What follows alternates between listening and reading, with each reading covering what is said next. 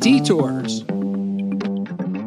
Brought to you by Sports and Spokes, the magazine for wheelchair sports and recreation. When speaking with Team France rugby star Sébastien Verdine, you get a sense of the great pride he has in his country hosting the 2024 Paralympics.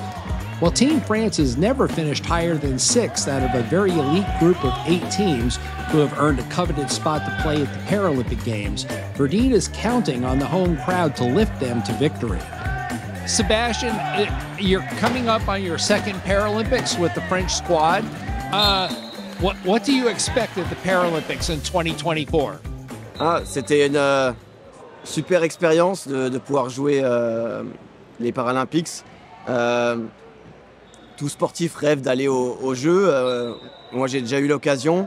La deuxième fois sera à Paris. Et Tokyo servait vraiment pour nous, pour prendre de l'expérience, pour arriver à 100% pour Paris. What is your point classification on the floor? Je suis à 3 points. 3 points. 3 points. As a three-pointer, tell me what are some of your responsibilities personally when you take the ball?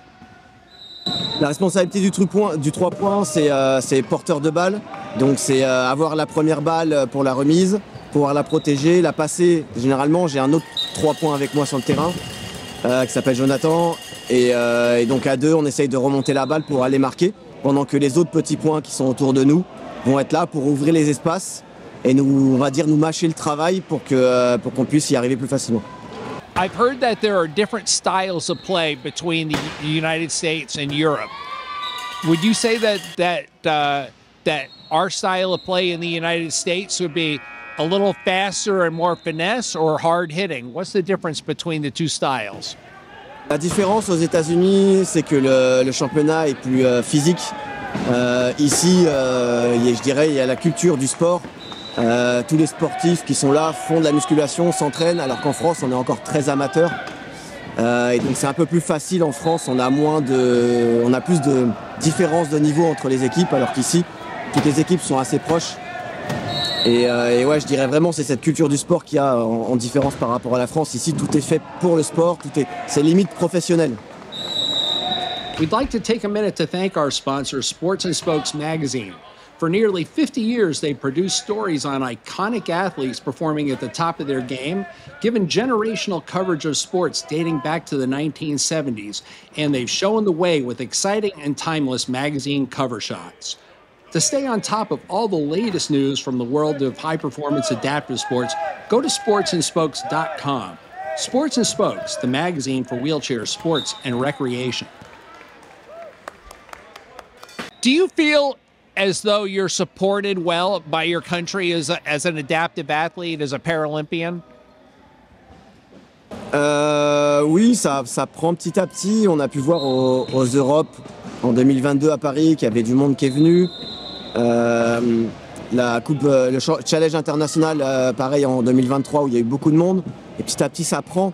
Mais c'est vrai qu'on n'a pas encore cette culture sportive. Et on espère que pour Paris, on ait suffisamment travaillé en amont pour que ça prenne vraiment bien et que les gymnases soient remplis à Paris. Who are the main rivals for France? Je dirais que, alors je pense qu'on est 6 équipes à pouvoir jouer la médaille d'or, parce que c'est très proche entre toutes les équipes. On l'a vu, nous, à la Coupe internationale, on perd d'1 point en demi-finale contre le Canada, on perd d'1 point contre le Japon, alors que la veille, on avait gagné d'1 point, enfin c'est très proche. Je pense que le plus gros rival qu'on a, c'est le Canada, parce que c'est un jeu qu'on aime un peu moins. Les Japonais, on aime bien les jouer, les USA, c'est très physique, mais nous aussi, on est physique, donc ça nous convient bien. Après, il y a les Anglais qu'il ne faut pas oublier, qui restent quand même très forts. Je pense que c'est le Canada. Il y a l'Australie aussi. Mais l'Australie, ça repose sur 1 à 2 joueurs. Donc c'est pas pareil. Je dirais que c'est le Canada. Oui, avoir les Jeux à Paris, c'est très spécial. C'est pouvoir jouer devant sa famille, devant ses amis, à la maison. C'est avoir le public français qui va être derrière nous. Nos gymnases où on va jouer, ça va être 8000 personnes. On l'a vu sur les 2 dernières compètes chez nous. Ça nous a toujours poussé. Et d'habitude, on est toujours loin, les gens nous voient à travers les écrans sur Internet et nous encouragent par message. Là, au moins, on va vraiment avoir ce lien avec le public français. On va pouvoir vraiment être poussé par eux et échanger avec eux et dans les bons comme les mauvais moments, parce que peut-être qu'on gagnera, peut-être qu'on perdra, on ne sait pas.